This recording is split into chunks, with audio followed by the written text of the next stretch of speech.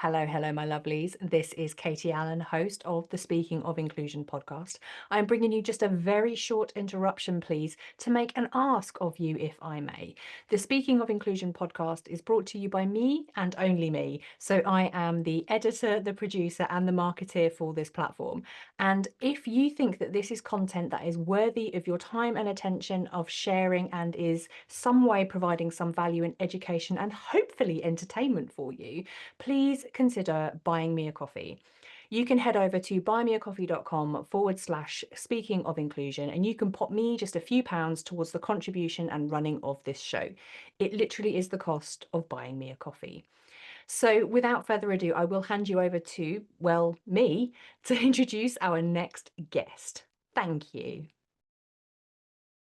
Welcome along, my aspiring allies, and thank you for joining me on this most recent episode of the Speaking of Inclusion podcast. Today, I am joined again by Sharon Hurley Hall, and we recorded our part 2 episode, which essentially is all of the topics we didn't get around to talking about on the first episode. Now, if you're thinking, hang on, there's a part 1, yes, Sharon came along last week and spoke to me about anti-racism and colourism. So if you'd like to listen to that episode first, don't worry, press pause. You can skip back one episode and listen to that one first, but you won't miss out on anything. So if it is the introversion and Sharon's take on reading, then please carry on with this episode and you can just listen to that one afterwards. So like I said, Sharon came back, we talked all about introvert energy, and as a very, very much extroverted energy person, we were able to explore from 2 different perspectives how we experienced certain situations. And it was fantastic. And I have learned a lot from Sharon, obviously, as someone with a very different energetic style to me. So thank you ever so much to Sharon for coming back and joining me once more. She is an absolute delight, and I can't wait to bring this episode to you. So you know the drill. Please sit back, relax, and get comfortable in whichever way works best for you. And please welcome once again Sharon Hurley Hall to the Speaking of Inclusion podcast.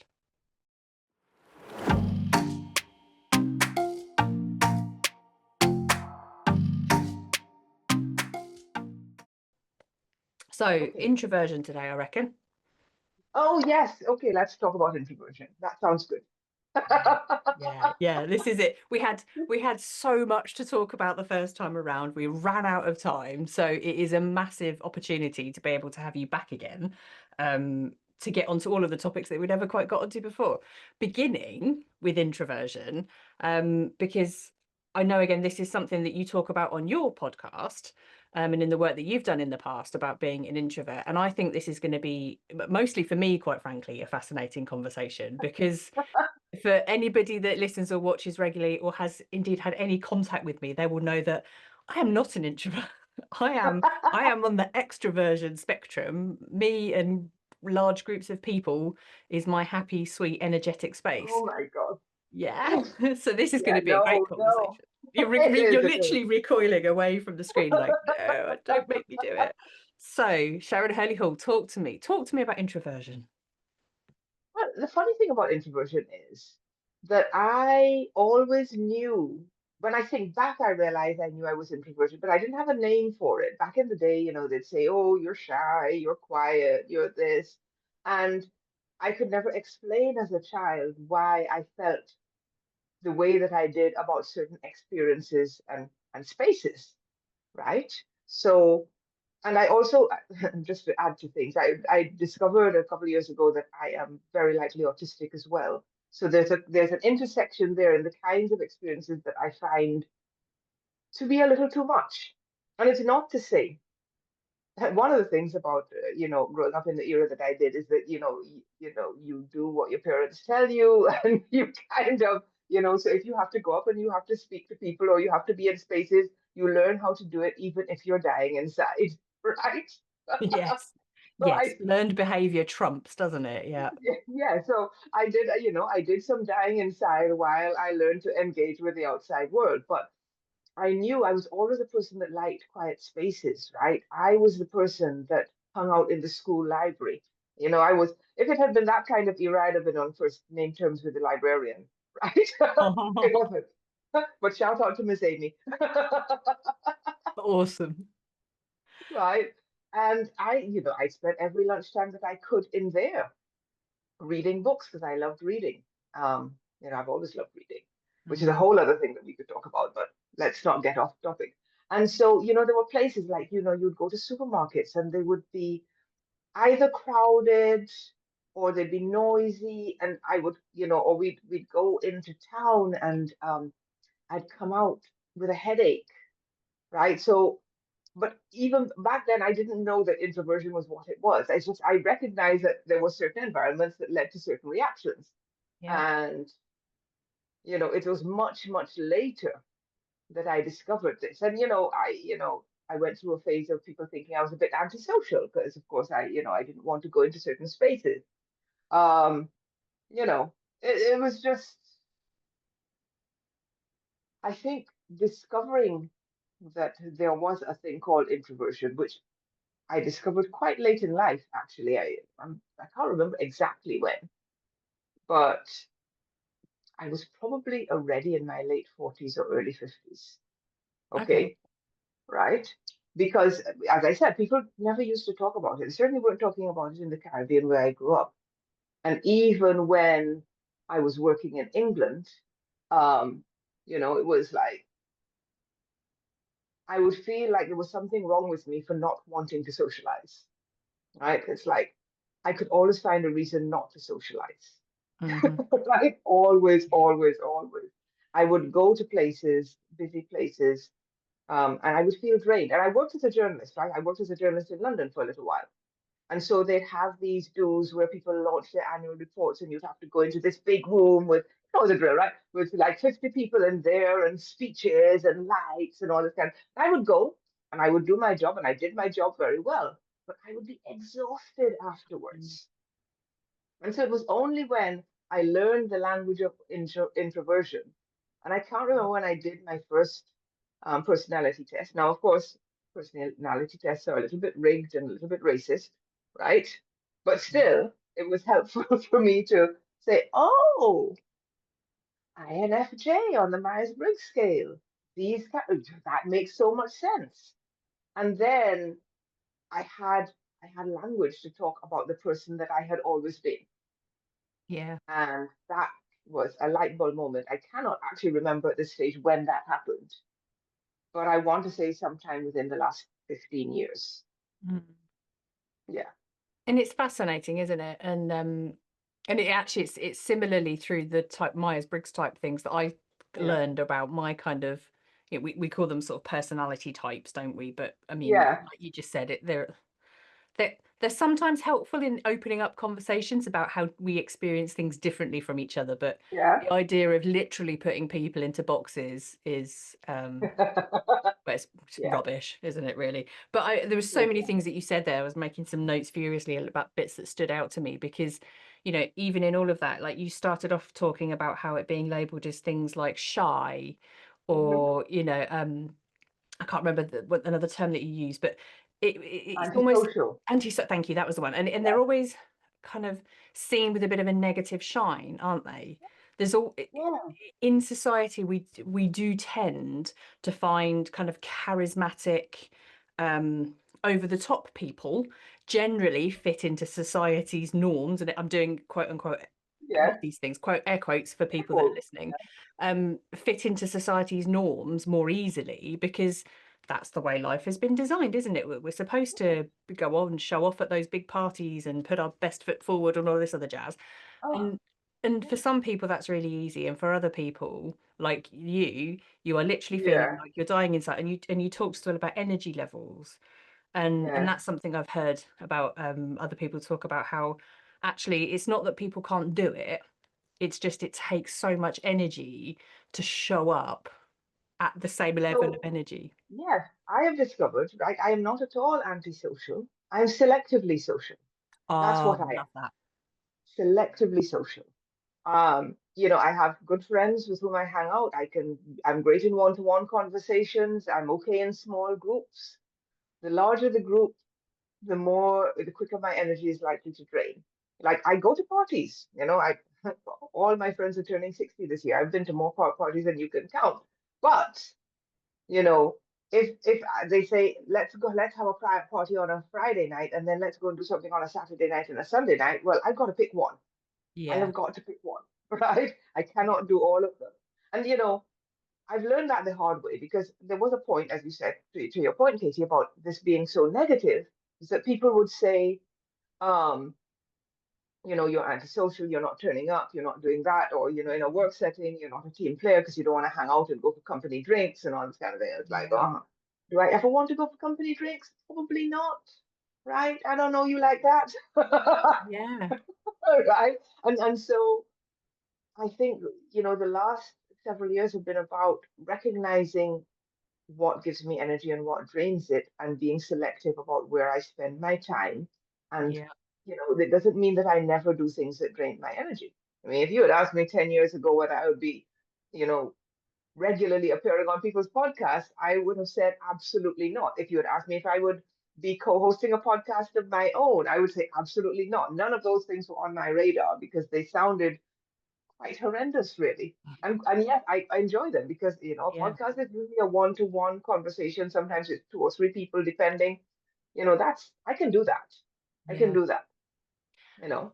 And I would say, and you're also in control of being able to schedule what you do with the time around that as well, isn't it? It's also Absolutely. about, having the labels of kind of introvert and extrovert where it is useful, is having that kind of framework for yourself in knowing, well, there's no point me putting 4 or 5 meetings back to back to back, because by the time I get to the last one, I'm not going to be able to function for that person, and there's no point. It's funny. So It's funny you should mention that, because I actually moved something from before this recording to tomorrow, because I wanted to make sure that I came to this fresh, yeah, right? I knew that if I had done that other thing first, you'll be getting a different version of me. yeah. Yeah. And Yeah, that's okay, isn't it? Like it's just yeah, knowing that the things that yeah, consume our energy. And you mentioned as well about potentially being autistic. And yeah, there's the thing in neurodivergent spaces where we talk about spoon theory, isn't there? When you've only got yeah. so many spoons and you have to spend those spoons wisely. Exactly, exactly. So it's really, really interesting. And I was grateful to have a language to talk about it, and to recognize so many things about my childhood experiences that suddenly fell into place, that suddenly made sense, you know. Um, and so for me, and I know most people think of, introversion as cowering in a corner and hiding from the world, but I have found it very empowering Mm, to know that about myself, to be able to name it, to be able to work with it. Because what's the yeah, point in working against your type, right? What is the exactly. point? What Yeah. is the point? So, for me, it's good. And I'm not saying it's not a superpower, but it's also not a deficit. It's just the person that I am. Yeah. So I love that you've said that, because there is a lot of conversation now around things being superpowers, and if that's how people feel about themselves, I love that for them, because I think if that is Yeah. something that helps you embrace who you are and see the best version of yourself, brilliant. But also, I'm firmly in the camp of, we're all human people, right? With all of our traits and characteristics and behaviors, and we need all of the difference to Yeah. make life work. So Yeah. nothing from my perspective is really a superpower, and nothing is a deficit. I think that's the most important thing, is nothing is a deficit. It's just different. No, it's And it's just different. actually society that makes people have to work harder to perhaps function in the same way as Because everybody does. really, shouldn't we all be able to have our needs met, and shouldn't we all be able to thrive? And so Absolutely. I've been on a bit of a mission recently to lend some support to my fellow introverts and say, look, introverts can do things like this. Don't believe what people say about it.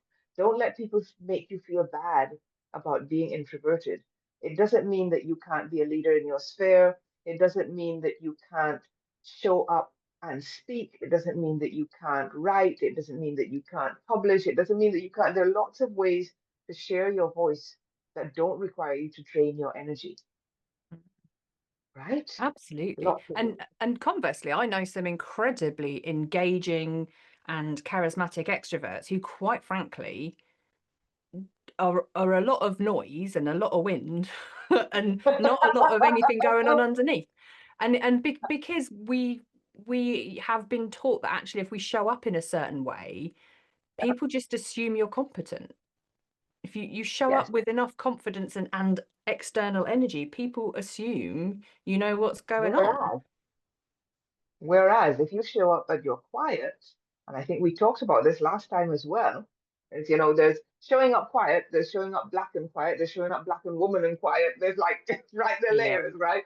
But if you show up quiet, people can overlook you and take you for granted. And so really you have to not let that happen by showing up in the ways that are comfortable for you. And yeah, we're lucky in a way. I mean, yes, social media is a bit of a toxic cesspit, right? But yeah, also, but also it is a place where even if you are introverted, you can be out there, you can be sharing your perspective, you can respond to people when you have the energy to do so, and you can choose how and when to show up and how and when to be visible, right? And that's the world that we live in now. So we yeah, don't have to conform to other people's expectations, yeah, which I think is how a lot of introverts, I think, have grown up with this because it is such an extroverted world, because extroversion is often the norm in business, in all sorts of ways. It's like be out, be loud, be proud, be show offy, right? yeah. And that, that doesn't come naturally to some of us, you know. I I really think your example there about social media is just spot on, actually, because I'm in kind of a lot of sort of sales and marketing groups and things like that, and people who are trying to kind of use LinkedIn for the first time, they're kind of Mhm. like absolutely terrified about their first post on LinkedIn, and the stress and strain that we put on ourselves about how are we perceived and what might we say and I would probably wager the people that are more introvert will feel that weight even more because there's that kind of not just the what am I going to put out, what am I saying, but also the energy it takes to literally put yourself out there. um so how did you, because you obviously have a fantastic social media presence and setup. So how do you go about managing that for yourself? That so people listening to this who are kind of thinking, I would love to do more social media, but I don't want to be one of those showy offy types in everybody's feeds. I don't want to do a TikTok dance, whatever it is that they might be Well, struggling with. Where are you at with that? it's funny. I got on social media because, as I think I mentioned in our last episode, one of my early jobs was reviewing web apps and so on. So I was freelance writing before social media, before Twitter was formed, before Facebook was formed, just before, right? Just before, not, but, and so I had the chance to try out these things at the beginning when they were still fresh and new and nice places to be, right? Oh, And I those were the didn't really days. know what I was doing. Those were the days. I didn't really know what I was doing necessarily. I was just, I was playing and seeing what was possible. And then because I was writing about digital marketing, it that kind of evolved.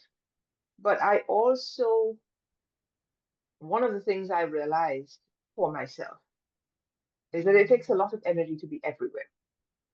So there are a couple of ways that you manage that. Either you find a tool that helps you to post once to many places, the same content, which is not necessarily the best way to do it because every platform has its own things, right? Some like longer posts, some like hashtags, some don't like hashtags, et cetera, et cetera. But, you know, if you're not too bothered, you make sure that it's right for your primary platform and then, let the chips fall where they may with the others. Or you pick one place to be mostly active. And for me, that has changed over the years. It was Twitter early on, when Twitter was still Twitter. Yeah. It was Facebook for a while, and then, they started playing. I can't say that. They started, Yeah. I mean, you can say what you like, but we know what you're thinking. Yep. yeah, they started doing nonsense, Yep. and and I left Facebook. And I've been on LinkedIn, I think, since near the start. Although, like most people, it started as an alternative online resume or CV. And I didn't really start posting regularly for a while. And then I don't know. And so now I've come out the other side in that I am not following anybody else's rules, right? In some respect, I have gone through periods where I post 5 days a week. I have gone through other periods where I post once and I repost other people's content. And, I keep tweaking.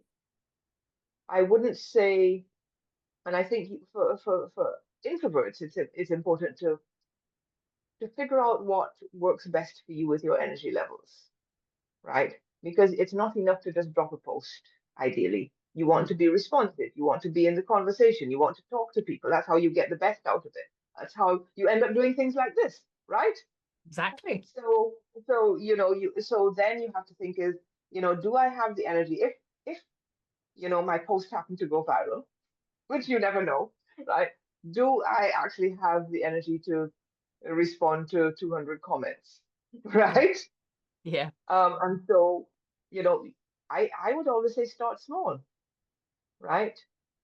You start with one post, right? And then what often happens is then people respond. So I remember when I was bringing my book out, I started posting about the behind the scenes of self-publishing and all the stuff that was really pissing me off that I wasn't working well and all that kind of thing. And people responded to that. So, every few days I would share another installment. So often the people that you're talking to will guide you. And the other thing I would say is life is too short to be anybody but yourself. Hmm. Right? I do not have the energy to pretend. For Right? sure. It does not mean that I share everything about my life, but what I share is true. It is me. Yeah, for sure. And I love what you said in there as well about, um, if you are introverted, do what's right for your energy levels. Because we're talking about introverts as if, we won't be talking about introverts as if they're all the same, right? As we No. know, nobody is a monolith. No. It's a statement we love to say, but there is no one way to be an introvert. So it's about exploring. What I'm hearing in there is exploring what you feel works for you and being experimental with it, because Yeah. you've chopped and changed and done things. And I think if someone's listening to this thinking, oh my God, I don't think I can handle 200 comments on a post, firstly, be delighted if you get that, because quite frankly, that's a rarity. But secondly, you can turn comments off. So don't be You can. scared.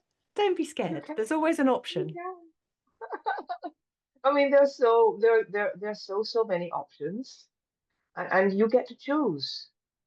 You get to choose, and it depends on what you want to achieve as well.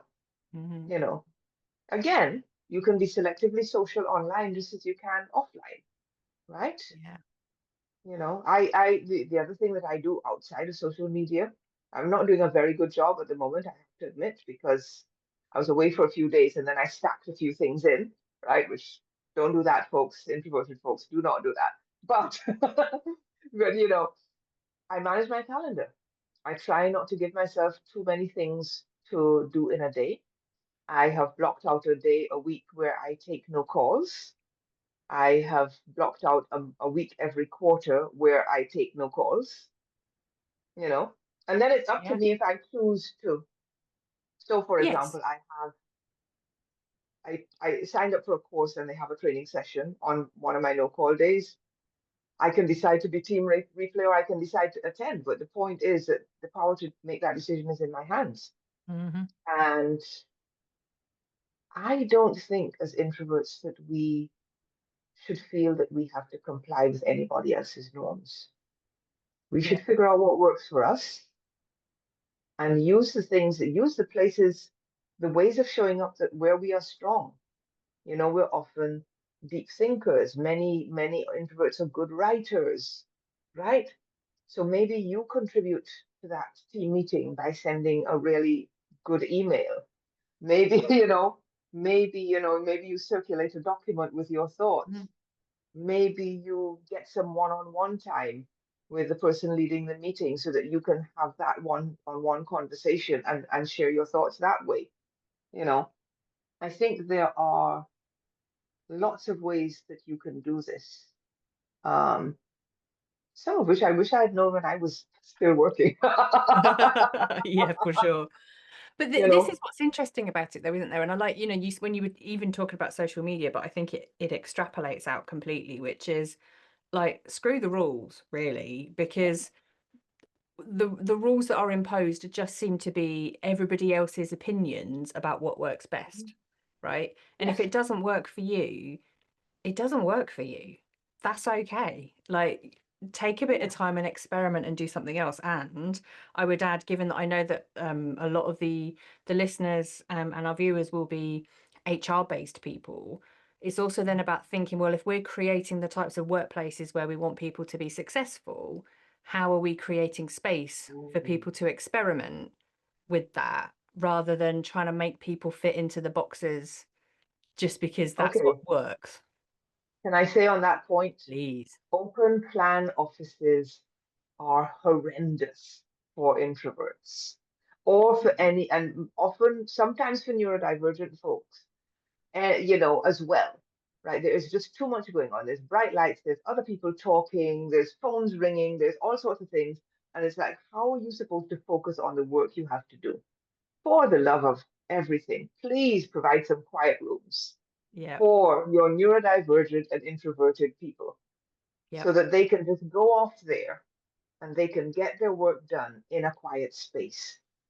Please provide space in between meetings, right? Please have no days where people have meetings from 9 to 5. That is a nightmare. Most people will struggle with that, even extroverted people, Agreed. you know, Agreed. right? No.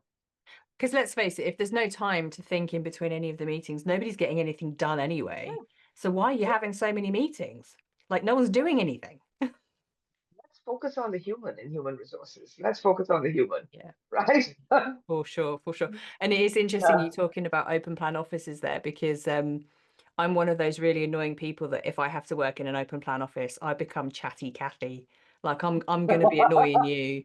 I'm gonna be, oh, it's nice, let's have a conversation. Or if I'm on the phone, my voice Yes. travels, like I'm animated, Oh I'm gonna man. be and driving everybody up the wall. Yes. It's not. I've worked in many open plan offices, and my favorite days were the days when most people happened to be out, so there were only two or three of us in, and they were the quiet people. Mm, Right? yeah, you got a lot done those Um, days, didn't you? I got a lot more done those days. And it's like working from home as well. Working from home is great. When I worked at the university, I'd be in and you'd have office hours and you had an open door policy because everybody did. And so people would stop by and they would have a conversation and you'd get distracted from what you were doing. I could get the work done in half the time and more efficiently in my home office, right? Because I didn't have those distractions, because I Mm, could focus. And again, I don't think this is only an introversion thing. I think there are other people that will also have this issue, yeah, right? I think for it sure. is, yeah. Yeah, I mean, yeah, and actually, given my example just then as well about myself, like I'm no good at not having a conversation with people. So if there's an opportunity to be distracted, my little mind's absolutely there. And if an opportunity for a conversation with another human, I will prioritize that over everything else because that's what that charges my battery. That doesn't deplete me. It tops me back up. So it was interesting when you were talking about like planning diaries as someone who works from home as default, I have to schedule in time to make sure I go to networking events, to make sure I go because I need human interaction. I will go and Mhm. sit and work in public places just so that I can have the opportunity to chat with people because I need topping back up. Well, yeah, I understand that. Whereas I will be the one looking for a quiet room to recharge. Yeah, you would have You sit in know, the corner. when I go to coffee shops, I'm the one that's looking for the quietest table out of the way where fewest people are gonna come. Yeah, I'm probably going to be sat by the counter where every now and again I can have a random conversation with some stranger about what coffee they're having. Oh, wow. It's funny, isn't it? Yes, but isn't it wonderful though that we're all so different?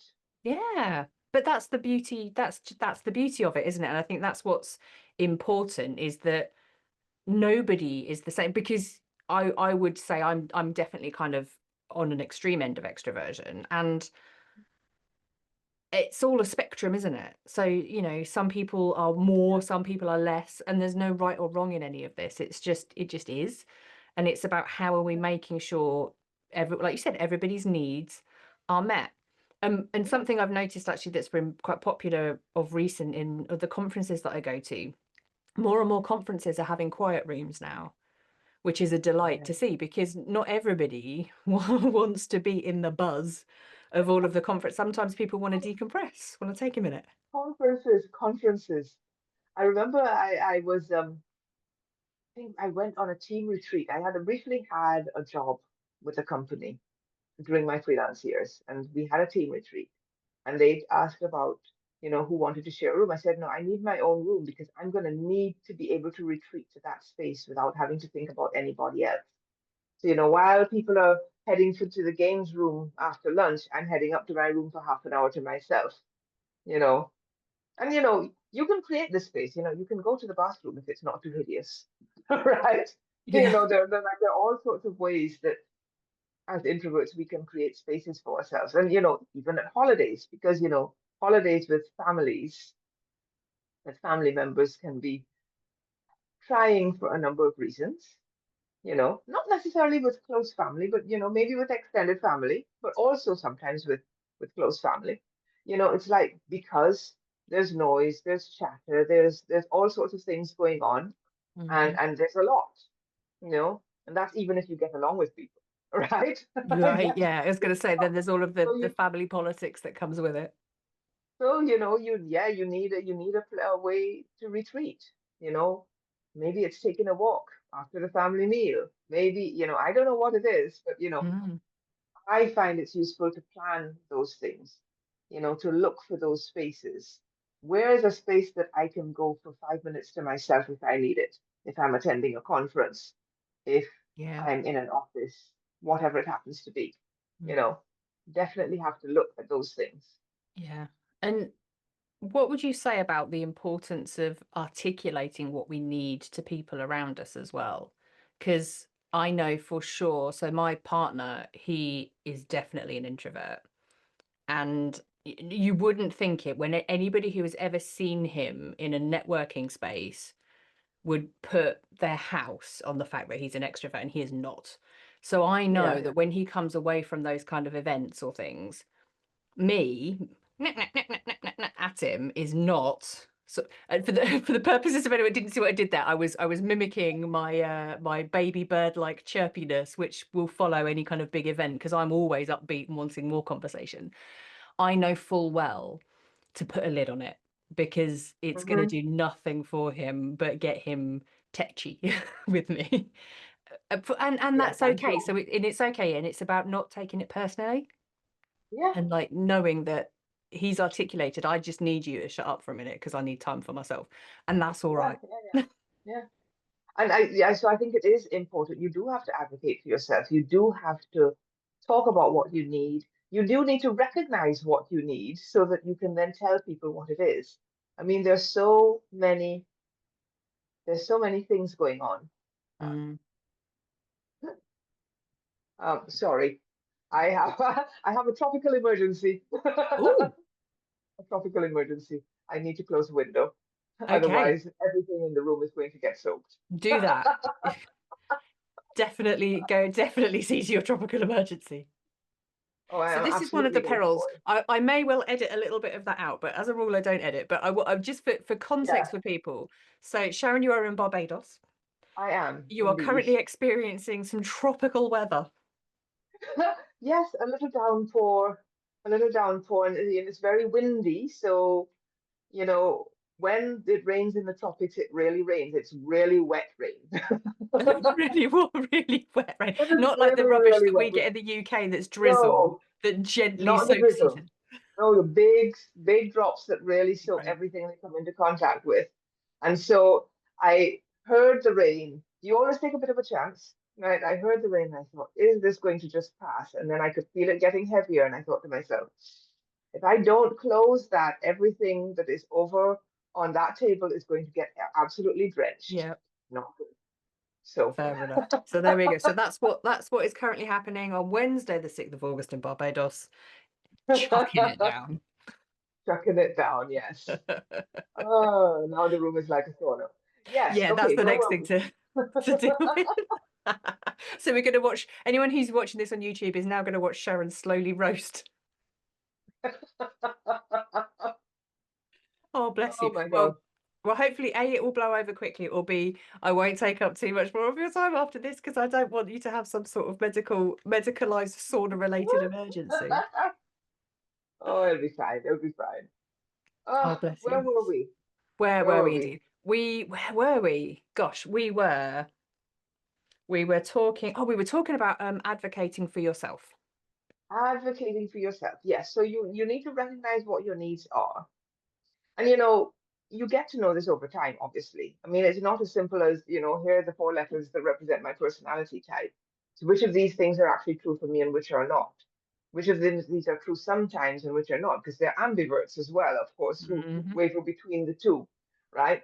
Um, what are the things that actually will help me to feel better in this moment and longer term? So, for example, if I come off a day of meetings, before I go and spend time with my family, I will usually take 15 to 30 minutes to myself, lying by a window, enjoying the breeze, maybe reading a book, right? Just to decompress, because otherwise I too will be tetchy. And Yeah, I prefer to spare them that and yeah, myself. The knock-on effect isn't really worth it for anybody. yeah. And Yeah, also, if you are someone that gets tetchy, that's okay. Because it's that's just an okay. energy thing. It's all right to get tetchy when your Yeah. battery's low. It's fine. Yes, yes. But to keep the wheels of family life turning smoothly, sometimes, you don't want to be getting touchy every time, True. right? Yeah, yeah. And this is why it's important, But isn't it? Like you said, know yourself and then yeah, communicate what either what you need because you know, or what you think you need in the framework of, I think I need this, I'm going to try it. It may or may not work. but it's so liberating to know this, I found about myself, because whereas I remember in my teens, early 20s, people would invite me out and I would go because I felt the social pressure.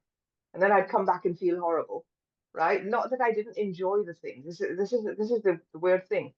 It's not that I'm not antisocial. I don't hate people. I quite enjoy meeting new people. I worked as a journalist, for goodness sake, right? um, but it needs to be managed. But now, I've got all my friends trained. I can say, oh well, I have an introvert hangover. I'm not going anywhere today, or I was out on Friday, so no, I'm not coming out on Saturday, right? And Yeah. so they understand, and I've explained to them, right? It's a small circle, so I could explain to them. I've said, this is how it is for me, right? An introvert hangover is literally, well, I don't like, I get a headache. I can feel that overwhelmed, Mm, right? And so, who wants that, right? Who yeah. wants that? It doesn't sound Yeah, fun. it is not fun. No. It is And I not suppose fun. I, And I suppose if I can liken that to if I don't get out the house for several days, or like if I don't get yeah. if I spend too much time working on my own, um yeah, I get just I it's not really cranky, but antsy is probably the best way. Yeah. I get a little bit jittery and awkward, and I just know that the first opportunity I have to have a conversation with someone, that poor person, it's probably going to be in a supermarket or somewhere, or the coffee shop that this poor person, random person who just wants a croissant is going to have a chat with me, and they're going to hear everything that I've been up to for 3 days. So Well, I think you need all sorts of people because, after yeah, all, how would we have conversations if there weren't people to start the conversations, right? true. Yeah, yes, Yeah. absolutely. Yeah, absolutely. It's all about the balance. Now, I'm It's, interested as well. You said about reading. So, what's the role that reading plays in all this? reading is almost its own thing, although it does decompress me. I have read, I remember when I was 8, my biggest treat was when I got pocket money at the end of the month to be able to go to the shopping center and get a book and talk my mother into getting me a second one. Right? Yeah, I was like an early joiner of the library wherever I happened to be. Wherever I could, I persuaded adults to lend me their tickets so I could get more books out. Right? Reading is it's just relaxing. I read every day. Fiction usually. No, I read fiction and nonfiction, but nonfiction reading is not often relaxing. Reading fiction is relaxing, got it. right? The stuff that I read, about racism and all the isms, I learn from, and that is good. That feeds something else in my spirit, but that's not the relaxation stuff, right? The relaxation stuff is the other stuff. Yeah, And I read all sorts. I think sci-fi was my first love, and but then I also like mysteries and thrillers and you know the odd bit of air quotes chick lit, right? Which is yeah, books about women with character and development, right? yeah, yeah, Yeah. yeah. So yeah, my reading tastes are quite eclectic, really. I don't read much fantasy, but I do read some. I don't read cozy mysteries, but I do read other mysteries. What are You know, cozy mysteries? cozy mysteries are a little bit like Miss Marple's, Oh, right? okay, So they're set in a small town, and there's a got few it. people. And now Agatha Christie I love, but I don't think that anybody else has done cozies as well as Miss Marple. So why bother? You know, Very true. Okay, exactly as it yeah. sounds. Okay, so that's super interesting because just as you described there, I also read fiction and nonfiction, and yeah, if I'm reading something that is nonfiction, my brain fires up and I end up with all these ideas and I'm, connecting dots and probably going to a whiteboard somewhere and making notes and trying to map things out because Yeah. something has arrived and you're like, oh, I need to write that down. Oh, I definitely take notes. But I find that doesn't only happen with nonfiction. I've learned so much from everything that I've read, really. mm, I'm part of a pub quiz team on a Tuesday night. And nice. yeah, and half the stuff is stuff that I learned in books, I read in books. And these days, of course, you can fact check things and so on. So you read something, say, "Oh, did that really happen?" You go check it out, and then you've learned something new.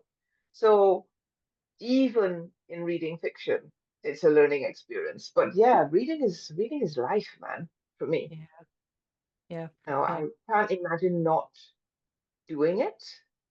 And so that's why it's one of the things I do to decompress. I usually read before bed, but if I've come off a series of meetings or a series of interactions, then 15, 20 minutes with my book is really helpful.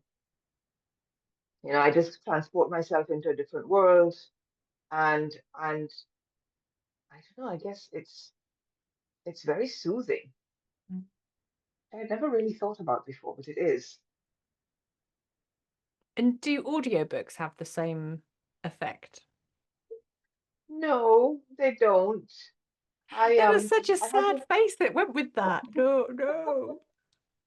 I I listened to audiobooks when I had had my eye op. I listened to audiobooks for a couple of weeks because I wasn't supposed to be really reading. I couldn't, because of eye strain, which is Yeah. fine. It was better than not having access to the content at all. It's a very different experience, but it depends though, because a couple of the audiobooks I read were voiced by the authors. Hmm. And so that's a different experience from having your Kindle read to you in a generic computer voice, for example, right? But both of which I tried. Two Okay. completely different experiences, you know. And my Yeah. Kindle kept doing this thing where I'd have a voice I was happy with, and then when I went back to the book the next time, it had changed the voice, and I kept having to go back and try and find the original voice again because that was really, really jarring because it wasn't the same voice all the time. Yeah, I could see why that would get, yeah, that would get frustrating.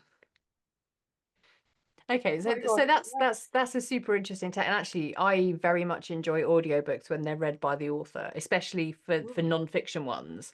I yeah. definitely think there's something. I'm trying to remember which book it was. Um, oh gosh, I'm not going to remember now. But there was something in it. There was a lot of personal stories in there, and Hmm. to hear them expressed by the author, I think felt very differently than if anybody else had have read it. And that was I very agree. powerful. I agree. I was listening to An African History of Africa by Zainab Badawi. And of course, you'll know Zainab Badawi because she was a UK presenter, and she has the most lovely voice. But it was the best of both worlds because it was her experiences, but in broadcast, broadcast ready reading. Yeah, It was that's quite perfect. something, quite something, quite something. So yeah, I will say that that experience has opened me up to the idea of listening to more audiobooks. I listened to a few, but I think I'm going to really look for ones where the author has done for the nonfiction. I think also it actually I did find that I got through nonfiction audiobooks quicker than I do when I'm reading them. Because I Mm, always have to kind of pause and take a break and let things settle. And somehow listening seems to activate something different in my brain, and so it's a different experience. yeah, yeah, I would Yeah. agree with that actually. Yeah, I think there is something that yeah, for my brain also having someone read something to me, it Mm. lands more easily than if I'm trying to read it off a page. And sometimes I have to go back over things a few times to realize, like, oh yeah, okay, I do get that. I get that now. Whereas if it had been read to me, I'm like, it might have happened quicker. Yeah, yeah, yeah. But no, reading, who would be without it, eh? Absolutely. I mean, I am a fan, but I'm not as dedicated as you. I can't say that I read every day. And my current pitfall is if I if I read at the end of the day, Hmm. I will guarantee within about 3 or 4 minutes I'll have hit myself in the face with the book because I have fallen asleep into it. It is I would something never do that. it sends me off so quickly. So I have to find time at other times of the day, Right. when when my energy is up, um, because Oh, I have a otherwise, recommendation. I have mm, not a book recommendation, although I could have those too. Recommendation, my book tracking app is called the Storygraph, ooh, and it is an app that was founded by a Black woman, and it is way better than Goodreads, in my opinion. okay, the And so story I've graph. been using the Storygraph. I have been using that to track my reading, and you get all kinds of fun stats about what you've read each month and all that kind of thing. And you have a little favorites shelf, and it's got one of the best uses of AI I've seen because once you have been using it for a while, you can go and it gives you the book description, but it also gives you a personalized recommendation based on the books that you have rated highly and things you've said you're interested in. You might be interested in this book, but it doesn't have those themes that it will say, oh, you said you don't like this category, which is what the main category for this book, but then it has these themes. So then you can make a decision. And I think it's really, really clever, That is right? very clever. That is Okay, very, very clever and usually spot on. But I guess it's got about I was able to import my Goodreads rating history, so it's probably got several years worth of data. And I've been using it actively for maybe 3 to 4 years. okay, so you've got Yeah, a lot of information yeah, that it's crunching. Yeah. yeah, yeah. But it's good. It's good. I like stats. I'm a little bit of a nerd that way. So I love the fact that it will say, oh, here are your, you can click on a thing and say, here are all your 5-star reads. When somebody says, what have you been reading recently that you'd like to recommend? I can go back and I can look through my reading history and say, oh, this was really good. You know? Excellent. Excellent. Because that's one of my challenges actually. With the books I do read, and I have to usually have them in a stack next to me so that when people Yeah, say, what are you yeah. reading at the minute? I'm like, I can find it. Otherwise, a lot of it blurs one into the other. I'm like, I Well, don't yeah. know. I've read some good ones, but I don't know. Well, I find that actually because I've read so many books.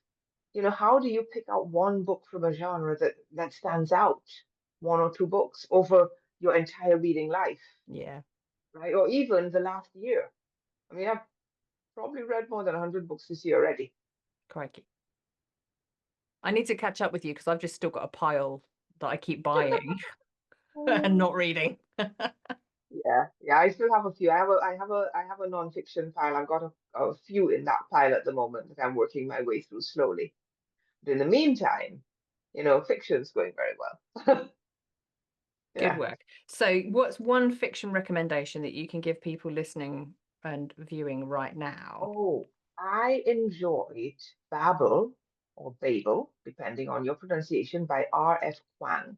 R.F. Kuang is the author of Yellowface and the Poppy War trilogy, and I like their work. Right, there's something about their voice and Babel or Babel. I learned that I call it Babel, but apparently they call it Babel in the States, right? Okay. As in the Tower of, Yeah. right? And it's set in a fictional alternate Oxford in the 1800s, I think. And it has some interesting things. It's part fantasy, part about language, and has some interesting perspectives on colonialism as well. So it actually it related a lot to the things that I was interested in. Ticks a lot of boxes. Okay. A lot Wonderful. of Babel boxes. or That was Babel. really, yes, that was really, really good. Really, really good book. That Awesome. was probably my first five-star read this year. Okie dokie. Right. So we'll make sure we get Yeah. that in the show notes. And just as a build on that as well, I am currently reading Yellowface. So Oh, are you? Yes, yeah, I read that. It was good. I won't yeah. spoil it. But I no, won't please spoil don't. it. Yeah. It was really, really interesting. Yeah. Yeah. Immediately I was quite hooked. I'm like, oh, okay, right, I'm in. Yeah. It's funny, I had seen Yellowface and not read it originally, not been attracted to it, but after reading Babel, and then I went on to the Poppy War trilogy, and then I went on to Yellowface, and there's a new book coming out called Catabasis towards the end of August by that author. So I'm definitely going to be buying that because I've decided they're one of my favorite authors now. There we go. Perfect. So then So we've got that is some always wonderful to find. big recommendations there. New- Yes, it is. It is. It is. And I think, we're bringing it back to our original conversation. Mm, Um, reading as an introvert, reading is I guess also because libraries were such wonderful spaces for me as well. So there's something very comforting about it. But also, I do this less often, but also listening to music, right? Get yourself a playlist that calms you down, or you can also get yourself a playlist that gets you ready to go out there and slay if you feel like you need an energy boost, right? yes. 'Cause, there are a couple of really good songs. You can have Golden by Jill Scott, or All I Do Is Win by DJ Khaled, or Nice. Happy was Pharrell Williams. There's like you pick your songs, and Brilliant. sometimes a song to get you in the mood. You play that song before you're about to go and do something, and that can just lift your energy enough to get you through. So I find I that works well as well. wholly endorse that message because interestingly, when I do speaking engagements, all of Hmm. the advice that you get from other people tends to be like, take some time, chill out, cool down, listen to some calming music. That does not work for me and my energy. My song is Guns N' Roses' Welcome to the Jungle. I It love it. just gets I me love it. Yeah. in the right place, like I have got this, let's go. Yeah, yeah. And so it's all about finding those things that work for you and minimizing the things that don't. Minimizing the things that don't. If you know that noisy supermarkets with bright lights deplete you, order online. I mean, if you Yeah, have that with no option. shame, no judgment. No, exactly, exactly. I think we should stop judging people for being themselves and making the world work for them. Mm, You know, I think it's so important. So important for us to identify our needs and make sure they are met. And we shouldn't feel shame about doing it. And we shouldn't allow others to try to impose their feelings about us doing what works for us. And absolutely. so for me, that was a big lesson. I was like, okay, I have gone from there must be something wrong with me because I don't like hanging out with people. People keep saying I'm shy like it's a negative.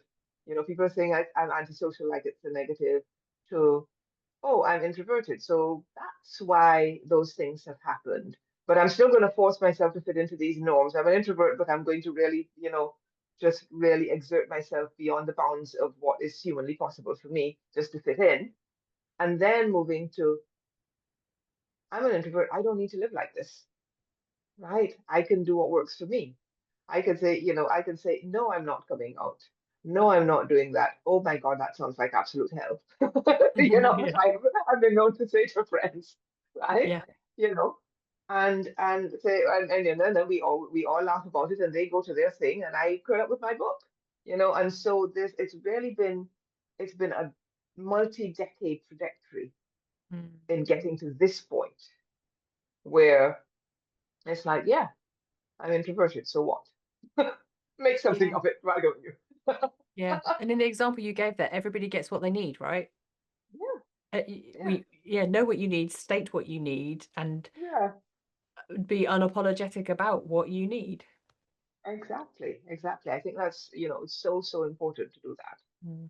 Yeah. And I'm just thinking to put that into practice as a kind of a practical application. You gave the example earlier on. So just to loop back to that around if people are likely to want to take on information and digest it ahead of time, Hmm. send out information that people can read Yeah, before meetings so that when they arrive at the meetings, they've had that time to consolidate and think.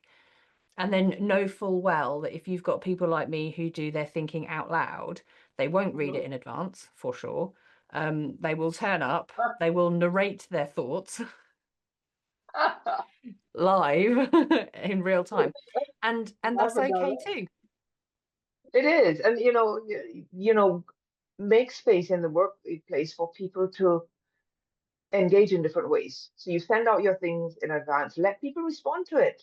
Because they're sitting there quietly, they'll have a chance to have gather their thoughts, they can respond, and that response, and those responses should be given equal weight with the responses from the people that are able to do it in the moment, so that Mm, you're really considering all the perspectives. Because if yeah, you're not, you're actually missing out. for You sure. know, we need the people that are going to get out there and take things out, and we also need the people that are going to be quiet and thoughtful. We need all of us. We need Mm, all of us, and we need all the perspectives. yeah. And I think one thing I would add as a build in there as well is that people with that extroversion energy, like we can wait as well. So if you are sharing something live in a meeting or a conference or a something, don't be afraid to let extroverts sit in a little bit of silence while other people process information. Like their brains will still be rattling away. They won't forget words. Like that energy will arrive. They will be fine. I know, and I speak from experience. I might struggle. I might have to make a lot of notes myself because my brain's whirring, but I won't struggle. It won't be a detriment to me to have to hold on while other people digest No, information and collect their thoughts. I will still show up. So 'cause I always think, prioritize that first. Prioritize yeah, quiet first. yes, and stop asking introverts to be louder. Simply ask extroverts to be quieter sometimes. you know, so that there's room for everyone. So that there's room for everyone. For You sure. know, it's just it's an interesting world we live in, isn't it?